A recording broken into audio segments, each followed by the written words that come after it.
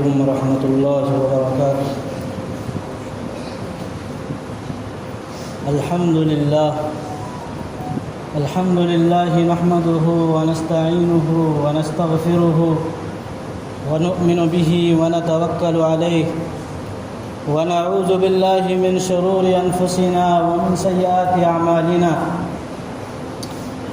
من يهده الله فلا مضل له ومن يضلله فلا هادي له ونشهد أن لا إله إلا الله وحده لا شريك له ونشهد أن سيدنا ومولانا محمدا عبده ورسوله. أعوذ بالله من الشيطان الرجيم.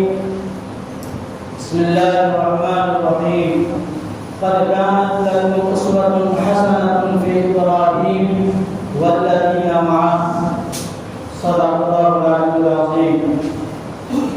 محترم بزرگوں، سب سے پہلے جو لوگ سنت سے فارغ ہیں اور مسجد کی بے ادبی یعنی ٹیک لگا کر پیچھے بیٹھے ہوئے ہیں، ان سے بھی گزارش ہے کہ وہ ٹیک کو چھوڑ کر آگے والے جگہوں کو پھول کر لیں۔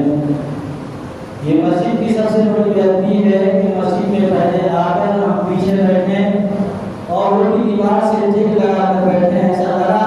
ایسا لگ رہا ہے کہ کوئی آتا ہے بیٹھاتا ہے جس کے لیے کرسیاں نہیں لگائی گئی تو اپنے آپ کو دیوار سے ٹیک لگا کر بیٹھ گئے۔ اسی لیے پیچھے سے آ کر آگے کے لوگوں کو بھول کریں۔ بزرگوں، آج اس پورے زمین پر بسنے والے انسانوں کو اللہ رب العزت بار بار منبہ کرتا ہے کہ تمہیں کون سی زندگی اختیار کرنی چاہیے، کن کی زندگی میں تمہاری کامیابی مثمر ہے اور کون سی زندگی کو اختیار کر کے آپ دنیا میں اور آخرت میں سرخروئی ادا ہوگی۔ اللہ رب العزت بار بار ہمیں منبہ کرتا ہے لیکن ہم سن کر آنسوئی ہو جاتے ہیں، سنتے ہر کوئی ہے لیکن عمل کوئی نہیں کرتا۔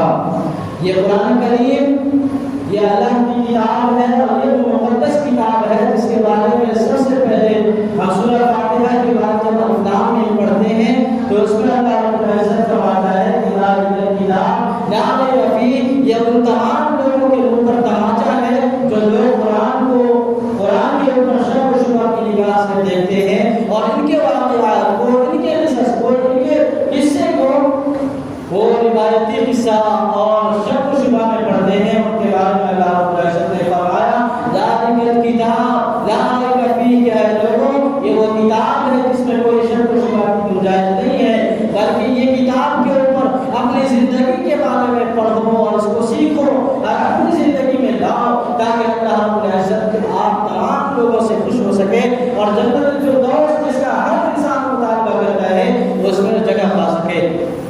میں نے ابھی قرآن کریم کی تلاوت کی، اس میں اللہ رب العزت نے فرمایا کہ قد كانت لكم أسوة حسنة في إبراهيم والذين معه، کہ لوگوں تم میں اگر کامیابی چاہتے ہو، اگر فلاح چاہتے ہو تو آؤ ابراہیم علیہ السلام کی زندگی کو دیکھو اور ان کو اپنی زندگی میں لاؤ۔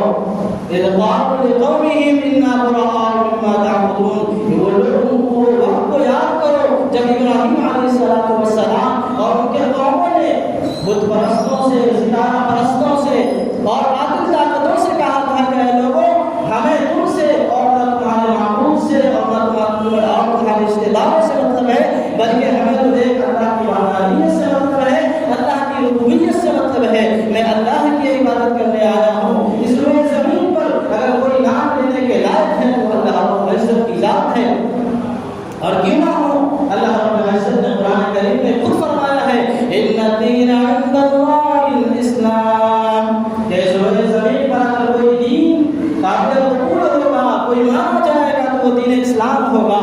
اس کے علاوہ اس کے خلاف اگر کوئی دین لایا جائے گا تو نہیں مانا جائے گا، قبول نہیں کیا جائے گا، بلکہ اگر کوئی قبول کرنے والی دین اور اسلام ہوگا تو وہ دین اسلام ہوگا جس کو صرف قابل قبول اور قبولیت عطا کی جائے گی۔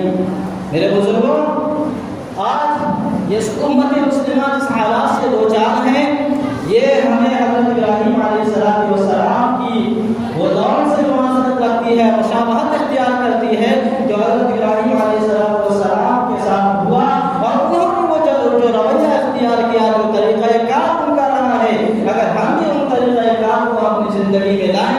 اپنی زندگی کو اگر اپنائیں گے تو آج ہم بھی ان کامیابی سے ہم کلام ہوں گے اور ہماری زندگی بھی کامیاب ہو جائے گی اور آخرت بھی کامیاب ہوگی۔ جب حضرت ابراہیم علیہ السلام سے عراق کے لوگوں نے یہی تو مطالبہ کیا تھا کہ اے ابراہیم ہمارے بنائے ہوئے قانون کو، ہمارے بنائے ہوئے روایات کو، ہمارے بنائے ہوئے ضابطے کو، ہمارے بنائے ہوئے رسم و رواج کو قبول کرو جس میں ہم لوگ مبتلا ہیں اور جس میں ہمارے آباء و اجداد مبتلا تھے۔ لیکن ابراہیم علیہ السلام نے آج اسی دور میں ستارہ پرستوں سے، سورج پرستوں سے اور جو ہے بت پرستوں سے کھلم کھلا اعلان برات کیا اور کہا کہ اے لوگوں میں اللہ کی وحدانیت کو بیان کرنے آیا ہوں، مجھے اللہ نے اس روئے زمین پر بھیجا ہے تو اللہ کی عبادت کے لیے بھیجا ہے، میں کسی چاند کو نہیں مانتا، میں کسی سورج کو نہیں مانتا۔ میں نے اس دن بھی بتایا تھا کہ جب حضرت ابراہیم علیہ السلام کہ گھر میں جب ان کے والد خود بتگر تھے تو ان کو جب کنفیوژن ہوئی کہ ہمارا معبود کون ہے، ہمارا خالق کون ہے، تو کبھی سورج کو دیکھ کر کہتا کہ فلما رأى الشمس بازغة قال هذا ربي هذا اکبر، کہ یہ ہمارا رب ہو سکتا ہے کیونکہ یہ تمام جہانوں میں ایک روشنی پھیلا رہا ہے۔ لیکن جب وہ شام ہو جاتی، وہ سورج ڈوب جاتا تو اللہ رب العزت کے برگزیدہ نبی حضرت ابراہیم علیہ السلام فرماتے کہ نہیں یہ میرا خدا نہیں ہو سکتا، میرا خدا تو وہ ہے جس کو کبھی نیند نہیں ہے، جس کی کبھی جو ہے ڈوبنا نہیں ہے بلکہ وہ ہمیشہ سے ہے۔ لیکن جب چاند کو دیکھ کر بھی یہی فرماتے، لیکن چاند بھی ڈوب جاتا، پھر اللہ کے نبی نے فرماتے کہ یہ میرا خدا نہیں ہو سکتا۔ تو بھلا بتائیے عراق کے اس مطالبے کو اللہ کے نبی کیسے قبول کرتے؟ بلکہ اللہ کے نبی نے اس وقت کھلم کھلا اعلان کیا کہ لوگوں میں ستاروں کی پرستش نہیں کر سکتا، میں چاند کی پرستش نہیں کر سکتا، میں سورج کی پرستش نہیں کرتا، میں اللہ کی پرستش کرتا ہوں جس نے اس کائنات کو زمین وجود میں بخشا ہے، جس نے اس زمین کو بنایا ہے، جس نے اس آسمان کو بنایا ہے اور اس زمین و آسمان کے درمیان ہمیں پیدا فرمایا ہے۔ جب یہ اعلان کیا ہے اس کے قوم نے اس طرح غصہ دکھایا اور ان کو اس طرح دھمکیاں دی اور یہاں تک کہ ان کو آگ میں ڈالا گیا، لیکن اللہ کے غیبی نظام سے، اللہ کے غیبی انتظام سے جب اس کو نجات، اللہ کے نبی کو نجات ملی ہے، پھر اللہ کے نبی نے وہی دعوت شروع کی۔ اس کے بعد حضرت ابراہیم علیہ السلام کے بعد جو خود کرتے انہوں نے کہا کہ ابراہیم، ان کو سنسار کرنے کی دھمکی دی گئی جس کو قرآن کریم میں نقشہ کھینچا گیا، لَئِن لَمْ تَنْتَهِ لَأَرْجُمَنَّكَ وَاهْجُرْنِي مَلِيًّا، کیا ابراہیم اگر تم اس بات سے باز نہیں آؤ گے نا، اگر اللہ کی وحدانیت کو نہیں چھوڑو گے، اگر ہمارے آباء و اجداد کو تم بیوقوف کہتے ہو تو یاد رکھنا ہم تمہیں پتھروں سے مار کر سنسار کرنے کے لیے تیار ہیں۔ آج ہمارے اوپر جب کوئی مصیبت آتی ہے، جب کوئی پریشانی آتی ہے تو ہم لوگ کہتے ہیں کہ ہم مجبور ہیں، نماز نہیں پڑھ سکتے، مجبور ہیں، روزہ نہیں رہ سکتے۔ میرے بھائیوں، اس روئے زمین پر سب سے بڑی مجبوری تو یہ ہے کہ جس گھر میں اللہ کے نبی پرورش پا رہے ہیں اس گھر کے ذمہ دار، اس گھر کے جو سب سے بڑے ہیں یعنی اس کے بعد وہ خود بتگر ہیں، بت بناتے ہیں، بت کو بیچتے ہیں اور اسی بت کے آگے سجدہ کرتے ہیں اور وہ اپنے بیٹے کو کہتے ہیں کہ اسی بت کے آگے تم بھی سجدہ کرو۔ لیکن قربان جائیے حضرت ابراہیم علیہ السلام کی زندگی پر کہ انہوں نے اس گھر میں رہ کر اللہ کی وحدانیت کا اعلان کیا اور اللہ کی ربوبیت کا اعلان کیا۔ آج ہمارے مسلمانوں کو یہ چاہیے کہ ہم کسی حال میں ہوں اللہ کی ذات کی پاکی، اللہ کی ذات کی حمد و ثنا کی جائے، اس کی بندگی کی جائے، اس کی وندنا کی جائے، اسی کے آگے سب جھکایا جائے۔ لیکن آج ہمارا حال تو یہ ہے کہ ہمیں تھوڑے سے کاروبار پر یا تھوڑی سی بزنس پر بہانہ بنا کر یہ کہتے ہیں کہ ہمیں وقت نہیں ملتا، ہم نماز نہیں پڑھ سکتے، ہم روزہ نہیں رہ سکتے، ہم کاروبار کرتے ہیں بھوک لگ جاتی ہے۔ میرے بزرگوں، آج ہم نے کس نبی کو دھوکہ دیا، آج ہم نے کس نبی کے کرنے کو پڑھ کر اس نبی کے نام لیوا ہے جو آج محرم الحرام کا مہینہ آنے والا ہے، اسی نبی کے نام پر جھومنے والے آپ کو ہزاروں ملیں گے۔ آپ دیکھیے گا، اس کا مشاہدہ آپ کو ہوگا کہ اس نبی کے نام پر جھومنے والے تو ہیں لیکن اس نبی کے نام پر عمل کرنے والے کوئی نہیں۔ آج ہمارا حال تو یہ ہے۔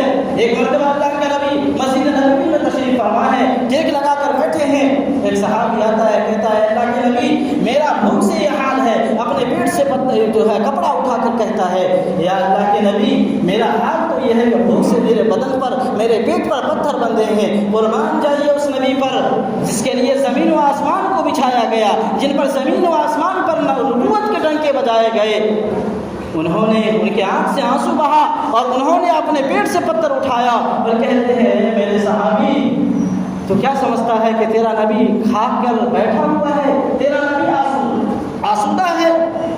میرے بھائی جو پتھر پیٹ سے جب اپنے کپڑے کو ہٹاتے ہیں کہتے ہیں کہ میرے پیٹ پر 2 پتھر بندھے ہوئے ہیں۔ صحابی خود رو کر کہتا ہے قربان جاؤں میں آپ کی نبوت پر، قربان جاؤں میں آپ کے نبی ہونے پر کہ آپ برحق نبی ہیں، آپ ہی اللہ کے نبی ہیں۔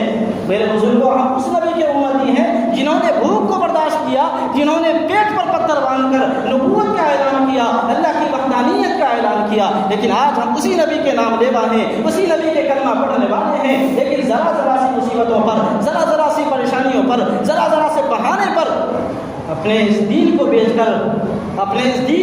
کر ہم بازار میں معاشرے میں اس طرح زندگی گزار رہے ہیں۔ کیا ہمیں اگر کوئی مہمان آتا ہے، کوئی باہر سے اگر مسافر آتا ہے تو پہچاننا مشکل ہوتا ہے کہ یہ مسلمان ہے یا مسلم ہے؟ کوئی سلام کرنا، کتنوں کو میں نے کہا کہ سلام کیوں نہیں کیا، کہتا ہے کہ میں پہچان نہیں پایا یہ مسلمان ہے یا غیر مسلم۔ آج ہمارا معاشرہ یہ حال ہے کہ ہمیں کوئی پہچاننے سے انکار کر رہا ہے کہ یہ مسلمان ہے یا غیر مسلم ہے۔ میرے بزرگوں ہم نے کون سا حلیہ اختیار کیا ہے؟ ہم نے داڑھیوں کے ساتھ جنازہ نکالا، ہم نے نمازوں کے ساتھ جنازہ نکالا، ہم نے حقوق العباد کو کھویا ہے۔ اللہ کے نبی نے فرمایا اے صحابی جانتے ہو قیامت کے دن سب سے بڑا مفلس کون ہوگا؟ صحابی کہتے ہیں کہ جو غریب ہو، جن کے پاس کھانے کو کچھ نہیں ہو، جن کے پاس غربت کی تنگی ہو، وہ مفلس ہے۔ اللہ کے نبی نے کہا نہیں میرے بزرگوں، نہیں میرے صحابی، سب سے بڑا مفلس قیامت کے دن وہ ہوگا جس کے اوپر نمازیں بھی خوب ہوں گی، نماز بھی خوب لے کر آئے گا، نفل نماز بھی پڑھا ہوگا، نفل عبادات بھی کیا ہوگا، خوب تہجد گزار بھی ہوگا، لیکن افسوس اس بات کا ہوگا کہ وہ کسی کا حق مارا ہوگا، کسی کے حقوق العباد کو کھویا ہوگا، کسی کو تھپڑ مارا ہوگا، کسی کو ناحق گالی دیا ہوگا، کسی کی زمین غصب کیا ہوگا۔ وہ مفلس شخص وہ ہوگا جو جس کا حق وہ مارا ہوگا، اس سب کے اعمال کو اس کے اوپر ڈال دیا جائے گا، ان تمام کے گناہوں کو اس پر ڈالا جائے گا اور ان کی تمام نیکیوں کو، ان تمام حقوق العباد کو ڈال دیا جائے گا، اور یہ آج نیکیوں سے خالی ہوگا۔ میرے بزرگوں آج ہم جس سماج میں رہتے ہیں یہاں برائیاں بہت زیادہ ہیں، اس میں ہمیں ایمان کی فکر کرنے کی ضرورت ہے، ہمارے ایمان کے لٹیرے بہت زیادہ ہیں۔ چوک چوراہوں پر اگر دیکھیں تو ہر انسان، بلکہ غیر مسلموں کو چھوڑیے مسلمانوں میں یہ لباس پہن کر آج ہمارے ایمان کا لٹیرا ہے۔ کوئی اگر نماز پڑھنے جاتا ہے کہتا ہے چلو ابھی وقت ہے تھوڑا کام کر لیتے ہیں، وہ کام میں لگ گیا، نماز چھوٹ گئی۔ بھلا بتائیے وہ ایمان کا لٹیرا کون ہوا؟ وہ نماز کو چھوڑنے والی ذات کیا غیر مسلموں کی تھی یا کفاروں کی تھی؟ میرے بزرگوں سب سے بڑی ضرورت اس بات کی ہے کہ ہم اپنے ایمان کو مکمل طور پر حفاظت کرنے والے بن جائیں، اور حقوق العباد، حقوق اللہ اور حقوق العباد میں 2 مسئلے ہیں۔ حقوق اللہ تو اللہ سے معافی تلافی کر توبہ کر کے معاف کرا سکتے ہیں، لیکن حقوق العباد کا بڑا مسئلہ ہے۔ اگر کسی کا آپ نے قرض بھی لیا ہے، اگر وہ قرض دار بھول گیا، آپ نے دینا بھول گیا، قیامت کے دن آپ کی نیکی چھن جائے گی۔ آپ کا 1 روپیہ جس کو دنیا میں حقیر سمجھ کر چھوڑ دیا، وہ 1 روپیہ قیامت کے دن آپ کی رسوائی کا سبب بنے گا۔ اس لیے جب بھی کوئی کسی کے ذمہ کوئی بھی قرض ہو، کوئی بھی حقوق العباد کا مسئلہ ہو، سب سے پہلے اس کو حل کیجیے، اس کو ادا کیجیے، چاہے وہ رشتہ داری کا مسئلہ ہو، چاہے وہ جو ہے عقائد کا مسئلہ ہو، یا گھر کے بھائی بہنوں کا واقعہ ہو۔ آج ہر گھر کا مسئلہ ہے کہ کوئی بھائی کسی بہن کا، یا کوئی بہن کسی بھائی کا، یا بھائی کا جو ہے حق دبا کر بیٹھا ہوا ہے اور کہتا ہے میرا بھائی تو ہے، کیا ہوگا؟ لیکن یہ بھائی آج قیامت کے دن آپ کے دشمن بن جائیں گے، آپ کے نیکیوں کو چھیننے والا بن جائیں گے۔ اسی لیے اپنے حقوق العباد کو صاف اور شفاف رکھیے، تاکہ آپ جب اللہ رب العزت کے سامنے جب موجود ہوں، جب لائے جائیں تو حقوق العباد آپ کا بالکل صاف ہو۔ لیکن سب سے پہلے ہم لوگ کہتے ہیں کہ ہماری نماز قبول نہیں ہوتی ہے۔ یہ ایک اہم مسئلہ ہے، جو لوگ کہتے ہیں کہ ہم نماز پڑھتے ہیں، نماز قبول نہیں ہوتی۔ آپ کی نماز کیوں قبول ہو؟ آپ نے نماز پڑھنا سیکھا ہی نہیں، آپ نے وضو کرنا سیکھا ہی نہیں۔ آپ ہر کوئی آپ ہم سے بڑے ہیں، آپ کی عمریں زیادہ ہیں، آپ کے تجربات زیادہ ہوں گے، لیکن معاف کیجیے گا آپ اس میں اکثر لوگ ایسے ہیں جنہوں نے نماز کو نہیں سیکھا، نماز پڑھتے ہیں لیکن ان کا طریقہ کار غلط ہے، ان کی نمازیں قبول نہیں ہوتی۔ آپ گندے کپڑوں پہ لپیٹ کر ہمارے منہ پر مار دیا جائے. کتنے لوگ تو نماز پڑھتے ہیں نا تو نیت باندھتے ہیں، ان کا طریقہ کار یہ ہوتا ہے کہ نیت اس طرح باندھتے ہیں. یہ مذاق نہیں تو کیا ہے، یہ نیت باندھنے کا طریقہ نہیں تھا، بلکہ نیت باندھنے کا طریقہ یہ تھا. آج ہم لوگ اکثر لوگوں کو دیکھتے ہیں مسجد کے اندر نیت باندھنے کا طریقہ یوں اپنائے ہوا ہے. کیا یہ طریقہ نماز ہے؟ یہ نیت ہاتھ نیچے کیوں جا رہا ہے؟ یہ نیت اس طرح کیوں نہیں مان لیا؟ یہ نماز پڑھیں گے تو آپ کہاں سے قبول ہوگی آپ کی نماز؟ آپ کے روزے کہاں سے قبول ہوں گے؟ آپ کے ایمان کہاں سے مکمل ہوں گے؟ سب سے ضرورت اس بات کی ہے کہ ہم نماز کو سیکھیں.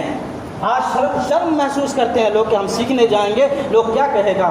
شرمندہ اگر آپ یہاں ہو گئے قیامت کی جناب کی رسوائی سے کوئی نہیں بچا سکتا.